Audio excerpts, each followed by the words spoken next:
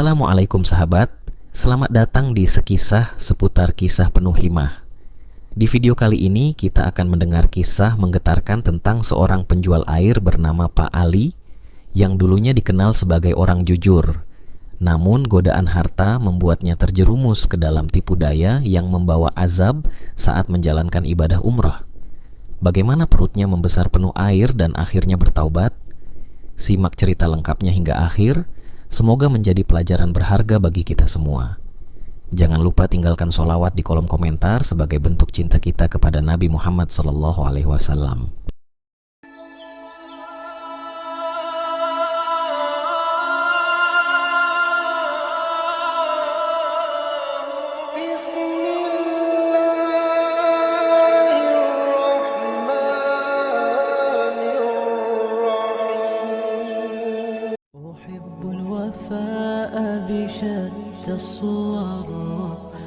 Di sebuah desa kecil yang damai, hidup seorang pria bernama Pak Ali. Dulu, ia dikenal sebagai seorang yang jujur, rendah hati, dan selalu membantu sesama. Kehidupannya sederhana, sebagai penjual air minum isi ulang di desanya. Orang-orang mempercayainya karena kualitas air yang ia jual selalu bersih dan segar. Setiap pagi, sebelum matahari terbit, Pak Ali bergegas mengisi galon-galon besar di tempat penyimpanan air yang terletak di tepi desa. Setelah itu, ia akan mengantarkan air ke rumah-rumah pelanggan dengan senyuman hangat. Namun, hidup Pak Ali mulai berubah ketika ia mendengar bahwa ada peluang untuk mengembangkan usahanya dan meraih keuntungan lebih besar. Seiring dengan waktu, desakan ekonomi dan rasa ingin cepat kaya mulai merasuki hatinya. Ia melihat banyak penjual air yang sukses besar di kota-kota besar, membuatnya merasa tergiur untuk memperoleh lebih banyak uang. Pak Ali mulai bergaul dengan beberapa orang di desa tetangga yang memberinya ide buruk, mencampur air asli dengan air keruh dari sumber yang tidak terjamin. Mereka meyakinkan Pak Ali bahwa hal ini tidak akan diketahui oleh orang-orang, karena kebanyakan dari mereka tidak memeriksa kualitas airnya. Awalnya, Pak Ali ragu dan merasa bersalah, tapi godaan uang dan janji keuntungan besar mengalahkan nuraninya. Perlahan tapi pasti, Pak Ali mulai melakukan praktik curang ini. Ia mencampur air asli dengan air yang lebih murah dan kadang-kadang tercemar. Harga yang ia tawarkan tetap sama, tapi biaya produksi menjadi jauh lebih rendah. Tak lama kemudian, keuntungan Pak Ali melonjak drastis. Ia pun mulai menikmati hasil dari usahanya yang curang itu. Ia membeli barang-barang mewah untuk keluarganya dan memperbaiki rumahnya yang dulu sederhana. Namun, seiring dengan meningkatnya kekayaan, hati Pak Ali menjadi semakin gelap. Ia tidak lagi peduli pada para pelanggannya dan hanya mementingkan keuntungan pribadi. Beberapa pelanggan mulai curiga bahwa air yang mereka beli terasa berbeda, tapi Pak Ali dengan lihai selalu berhasil mengelak dan menghindari kecurigaan mereka. Suatu hari, Pak Ali mendengar kabar dari seorang teman bahwa kelompok jamaah dari desanya akan berangkat umrah dalam beberapa bulan. Kabar ini membuat Pak Ali tergerak. Ia berpikir, mungkin dengan berangkat umrah, semua dosanya akan terhapus. Meskipun ia telah berbuat curang, dalam hatinya ia masih percaya bahwa umrah bisa menjadi jalan untuk mengembalikan hidupnya ke arah yang benar. Pak Ali pun mulai mempersiapkan segala sesuatunya untuk keberangkatan umrah. Dengan kekayaan yang ia kumpulkan dari usahanya yang tidak jujur, ia mendaftarkan dirinya dan keluarganya untuk bergabung dalam rombongan umrah. Ia merasa lega, seolah-olah perjalanan ini akan menjadi titik balik dalam hidupnya. Namun, di balik persiapannya, ada sesuatu yang mengganjal di hati Pak Ali. Ia tahu bahwa segala kenikmatan dunia yang ia nikmati berasal dari sumber yang tidak halal. Di tengah persiapan tersebut, ada saat-saat di mana Pak Ali mulai merasakan kegelisahan yang dalam. Mimpi buruk sering datang menghampirinya. Ia bermimpi melihat air meluap-luap membanjiri rumahnya, membuatnya sesak nafas. Meskipun begitu, Pak Ali menepis mimpi-mimpi tersebut dan berusaha meyakinkan dirinya bahwa umrah akan membersihkan segala dosa dan kesalahannya. Ketika hari keberangkatan tiba, Pak Ali merasa campur aduk. Di satu sisi, ia bahagia karena akan melaksanakan ibadah yang ia impikan. Tapi di sisi lain, ia tidak bisa menghilangkan perasaan bersalah yang terus menghantuinya. Sambil membawa koper-koper besar yang berisi pakaian dan perlengkapan, Pak Ali menuju ke bandara bersama rombongan desanya. Di perjalanan menuju Mekah, Pak Ali tak bisa tidur nyenyak. Hatinya resah. Ia terus memikirkan apa yang ia lakukan selama bertahun-tahun, menjual air palsu kepada orang-orang yang mempercayainya. Ia berharap semua itu akan berakhir di tanah suci. Tapi, takdir tampaknya telah menyiapkan sesuatu yang berbeda untuknya.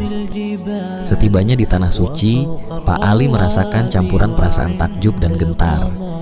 Ketika melihat Ka'bah untuk pertama kalinya, hatinya bergetar. Di tempat ini, semua dosa seolah tampak begitu jelas di hadapannya. Namun, Pak Ali terus mencoba menenangkan diri. Ia berharap bahwa umrah ini akan menghapus segala kesalahannya selama ini. Hari-hari berlalu, dan Pak Ali mulai menjalani rangkaian ibadah. Namun, ada sesuatu yang aneh terjadi pada tubuhnya. Pada malam kedua di Mekah, setelah melakukan tawaf, ia merasakan perutnya mulai tidak nyaman. Awalnya, ia mengira hanya masalah pencernaan biasa akibat perubahan cuaca dan makanan. Tapi, rasa tidak nyaman itu semakin menjadi. Perutnya terasa penuh, dan ketika ia menekan bagian perutnya, ada rasa seperti air yang bergelombang di dalam. Malam semakin larut, tapi rasa sakit di perutnya tak kunjung hilang. Justru perutnya semakin membesar. Pak Ali mulai panik. Saat ia bercermin, ia melihat perutnya yang semakin buncit, seolah-olah dipenuhi air. Keringat dingin mulai mengalir di dahinya. Ia mencoba mengingat apakah ia makan sesuatu yang salah, tapi tak ada yang terasa aneh dari makanannya. Keesokan harinya, rasa sakit semakin tak tertahankan. Saat berada di Masjidil Haram untuk melanjutkan ibadah, perut Pak Ali terasa begitu berat, seakan-akan seluruh isinya adalah air. Ia berjalan tertatih-tatih, mencoba menyembunyikan kondisi tubuhnya dari teman-teman serombongannya. Tapi, setiap langkah yang diambil, perutnya semakin membesar dan membuatnya kesulitan bernapas. Pak Ali akhirnya jatuh terduduk di dekat area tawaf. Orang-orang di sekitarnya mulai memperhatikannya. Mereka melihat kondisi perutnya yang tampak abnormal. Panik, teman-temannya segera membawanya ke klinik terdekat di dalam masjid. Dokter yang memeriksanya pun kebingungan. Tak ada penjelasan medis yang masuk akal untuk kondisi perut Pak Ali. Yang jelas, perutnya dipenuhi cairan, namun tidak ada tanda-tanda penyakit tertentu. Di tengah kebingungannya, Pak Ali mulai merasakan ketakutan yang luar biasa. Ia merasa ini adalah hukuman dari Allah atas perbuatan curangnya selama ini, menjual air palsu yang mencelakakan banyak orang. Setiap tetes air curang itu kini seakan memenuhi tubuhnya sendiri. Ia teringat dengan mimpi-mimpi buruknya sebelum berangkat, saat air meluap-luap memenuhi rumahnya. Setelah dibawa keluar dari klinik, teman-temannya menyarankan agar Pak Ali bertemu dengan seorang ustadz terkenal yang juga sedang berada di Mekah. Ustadz itu dikenal bijak dan mampu memberikan nasihat spiritual kepada orang-orang yang menghadapi masalah berat. Dalam kondisi lemah, Pak Ali pun dibawa menemui ustadz tersebut.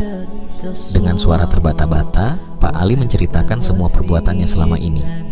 Ia mengaku bahwa ia telah berbuat curang selama bertahun-tahun, mencampur air bersih dengan air yang tidak layak minum demi keuntungan pribadi.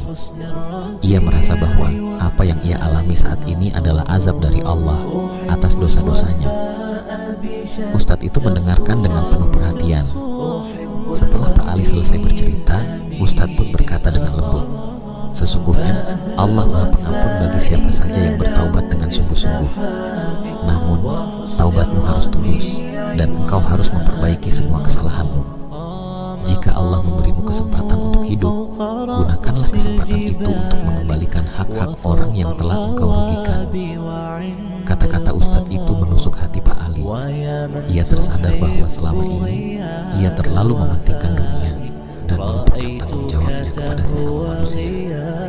Ia mulai menangis terisak-isak, meminta ampun kepada Allah atas segala dosa-dosanya. Di hadapan Ka'bah, Pak Ali memohon agar Allah mengampuni dan mengangkat azab yang menimpanya. Setelah pertemuan dengan Ustadz, Pak Ali merasakan sesuatu yang berbeda. Perutnya masih buncit, tapi rasa sakitnya perlahan mereda. Ia masih berada di bawah pengawasan dokter, namun kondisinya mulai stabil. Selama sisa hari di Mekah, Pak Ali memperbanyak ibadah, beristighfar, dan memohon ampun dengan sepenuh hati.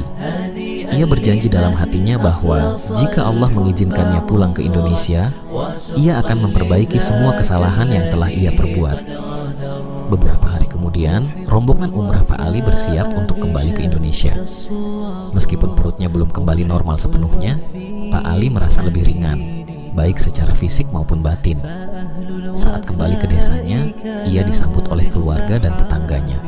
Namun, Pak Ali tahu bahwa ini bukan akhir dari segalanya. Setelah tiba di Indonesia, Pak Ali mulai menepati janjinya. Ia menutup usaha airnya yang curang dan menggantinya dengan usaha yang lebih jujur. Ia juga mulai mengembalikan uang kepada beberapa pelanggannya yang dirugikan. Meski sulit, Pak Ali berusaha untuk memperbaiki diri dan menjalani hidup yang lebih bertakwa. Perutnya yang pernah membesar penuh air kini telah kembali normal. Namun, bekas dari pengalaman pahitnya di Tanah Suci akan selalu menjadi pengingat bagi Pak Ali bahwa setiap perbuatan, baik atau buruk, akan mendapat balasan yang setimpal. Jadi sahabat, begitu besar kuasa Allah dalam memberikan balasan atas setiap perbuatan kita. Kisah Pak Ali yang mengalami azab perut membesar penuh air saat umrah mengajarkan kita betapa pentingnya kejujuran dalam hidup ini, serta kekuatan taubat yang tulus. Semoga kita semua dapat mengambil pelajaran dari kisah ini dan senantiasa menjaga hati serta tindakan kita agar selalu berada di jalan yang benar. Wallahu a'lam bishawab. Wassalamualaikum warahmatullahi wabarakatuh. وسحقا لذاك الذي قد غادر هنيئا لمن أخلص الحب عمره